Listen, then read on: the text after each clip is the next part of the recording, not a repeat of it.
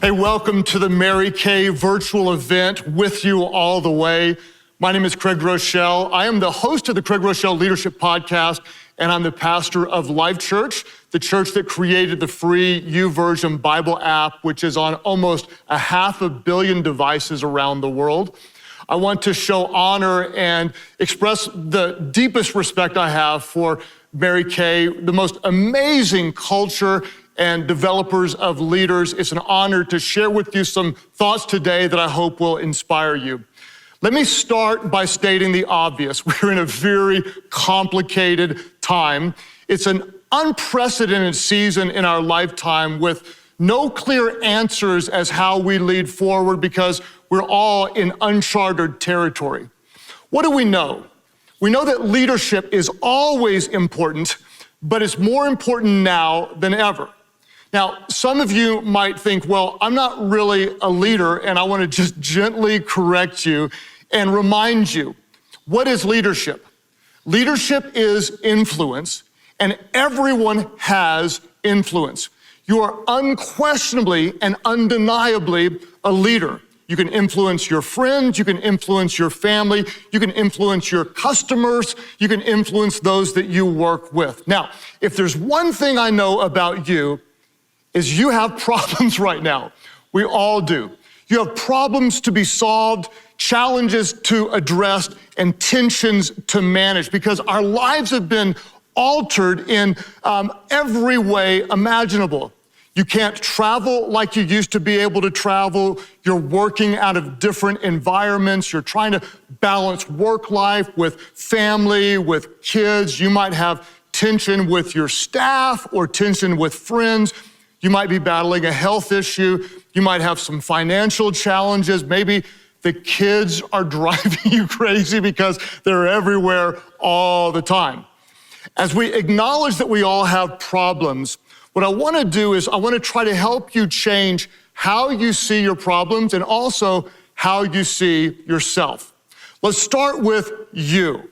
Chances are you have some title. You have a job title. You might be an independent beauty consultant or a sales director. You might have a career as a marketing manager or a customer success representative. You might be a technical consultant. You might be a leader in your church or a volunteer in your nonprofit. You might be a CFO, a CIO, a CEO of your home, which means you're the mom and you are in charge of what happens in your family. What I want you to do is I want you to expand your title. Whatever your title is, when we look at our problems, the first thought is expand your title to CPS. What does CPS stand for? You are the chief problem solver. Expand your title to CPS because as a leader, solving problems isn't something you dread, it's what you do. What do we know about leaders? We know that anyone can point out a problem, but a leader does something about it. You are a CPS. You're the chief problem solvers. Now, I don't know a whole lot of leaders who naturally get excited about problems. In other words, you might be in a meeting and someone tells you about a problem, or your kid might burst into your room and interrupt your Zoom call and tell you there's a problem. And immediately when you hear this, you typically think, oh no, your blood pressure rises, your heart rate increases, you brace yourself and think what's gonna happen. What I wanna encourage you to do is to adjust your mindset. Whenever you find out there's a problem, remind yourself that problems are opportunities in disguise. Problems are actually opportunities to perhaps see a breakthrough solution. They are opportunities in disguise. When you think about it, what is almost every business? Almost every business is a solution to a problem. When you think about ministries or nonprofits, what are they? They're essentially people who are providing other people with support and with answers. They're meeting needs. What are they doing? They are solving problems. So, as a CPS, we don't dread, deny, or run from problems. What do? We solve problems.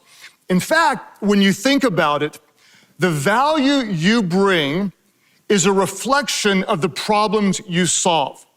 Let me say it again. The value that you bring as a leader is a reflection of the problems that you solve. For example, my very first job when I was a teenager was working for JCPenney's department stores. And JCPenney's had lots of problems, just like every organization. The problem that I solved was the clothes hanger problem. Here's what would happen. There were 7 different types of clothes hangers. And whenever a customer bought a piece of clothing, they would take the clothes hanger and the employee would then throw it into a hanger box, and all of the 7 hangers would become tangled. My job was to solve the hanger problem. I would take them out one by one, I would unsort them, and then I would hang them each on the appropriate of 7 different racks. Unfortunately, this was a relatively easy problem to solve. In other words, a lot of people could solve this problem. You didn't need a bachelor's degree or a master's degree. You didn't even need a driver's license to solve this problem. Therefore, my compensation reflected the simplicity of the problem. The value of my coat hanger problem-solving skills was $2.65 an hour. What do we know? The value you bring is a reflection of the problems you solve. If you want to make a bigger difference, solve bigger problems. What are we going to do? As the CPS, instead of running from problems, dreading problems, ignoring problems in our home, in our family, in our church, in our business, maybe even in our health, we're going to attack them because problems are opportunities in disguise. You are the CPS. You're a leader who solves problems and adds values. What do we do when we see problems? Number 1, we expand our title to CPS. Number 2, I'm going to encourage you, don't be an ostrich.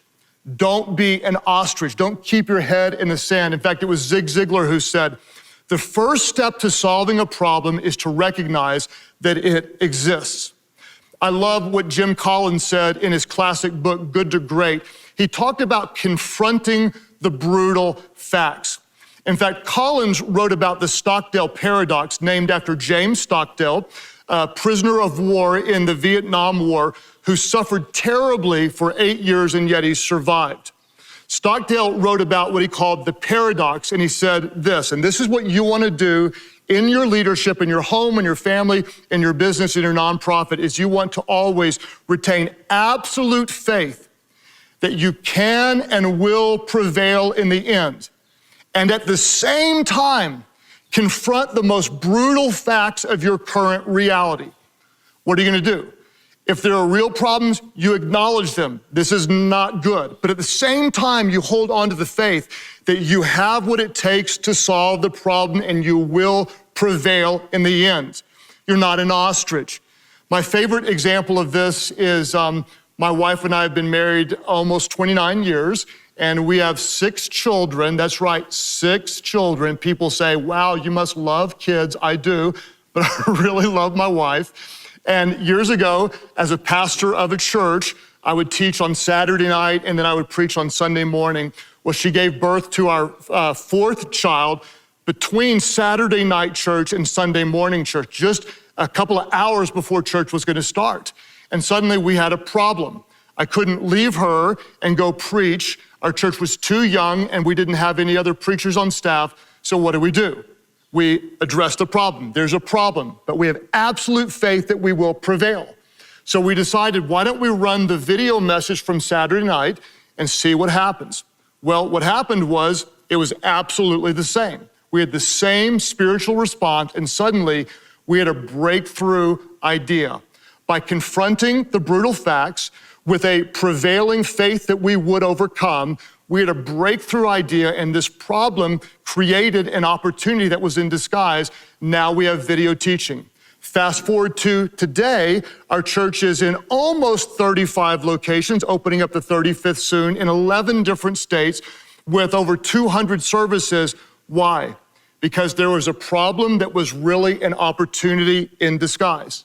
I hope you feel encouraged. You might be facing a very difficult problem right now. Maybe there's a reason. Maybe there's a breakthrough coming. confront the brutal facts, and remain confident you will prevail in the end. Now, the third thought is this. What are you gonna do? You're gonna think like a leader. Think like a leader. Whenever I have a big problem, I try to ask the question that I heard my friend Andy Stanley ask. I've got a challenge. There's something weighing on me. I would encourage you to ask the question, what would a great leader do? If I'm facing this challenge, what would a great leader do? Now, chances are, whenever you face a problem with a child or with a coworker or with a client, you're deep in the weeds and you're often emotionally tangled. What does a great leader do? A great leader looks at the problem with altitude and without emotion. With altitude, you stay above and you try to eliminate the emotion. You're not caught up in it, so therefore you can work on it. A great leader is not going to be emotional about the situation. Now, if you can separate yourself from the emotion, the solution often appears. I had a challenging situation with a staff member that I loved dearly. I asked myself, what would a great leader do? That elevated me above the situation. It eliminated the emotion, and I had clarity into making the difficult decision. Think like a leader. What would a great leader do? You're facing a problem. Expand your title. You're the chief problem solver. You're gonna confront the brutal facts. You're gonna think like a leader. The fourth suggestion I have for you is this. Go with your sevens. Go with your sevens. You might be facing a problem and there's not really a good solution. You've got a couple of ideas. The best one on a scale of 1 to 10 is maybe a 7. If a 7 is the best you've got, go with your sevens. You might say, but this isn't the perfect solution. No, it's not. If it was an easy problem to solve, you'd be making $2.65 an hour. My personal bias is, in times of unrest like we have right now, act quickly. Now, act quickly, don't act recklessly, act quickly. You're gonna think, but what if I make a mistake? And the response is, you will. Most of the time, though, the cost of inaction is greater than the cost of making a mistake. I tell our team all the time, a good plan executed with passion today is better than a perfect plan executed later. You may be hesitant. You're unsure. As leaders, we all are unsure at times. Well, I want to make sure I'm 100% sure before I act. Listen, if you wait until you're 100% sure, you'll almost always be too late. We all have problems.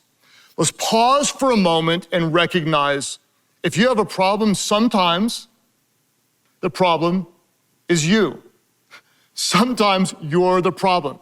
You might be too controlling, too critical, too entitled, too passive, too demanding, too distracted. You won't confront. You aren't leading with vision. You're tolerating unacceptable behavior.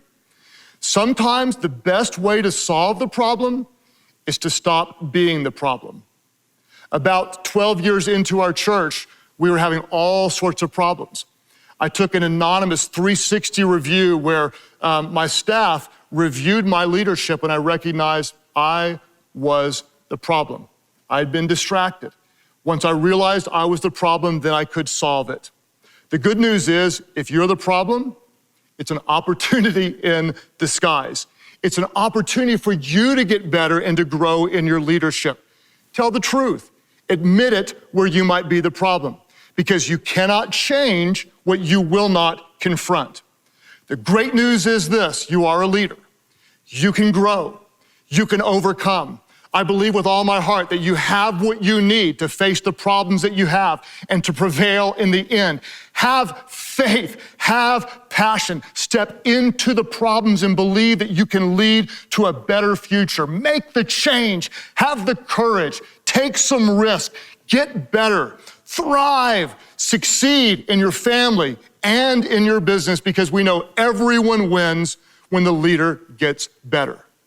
To all the amazing leaders at Mary Kay, to all the customers who are part of the extended family, we want you to be encouraged, to have faith that you are equipped to lead effectively in this season and to make the world a better place. You have what it takes. Step into it and make a difference where you are. because we're with you all the way, and together we can truly make a difference in this world.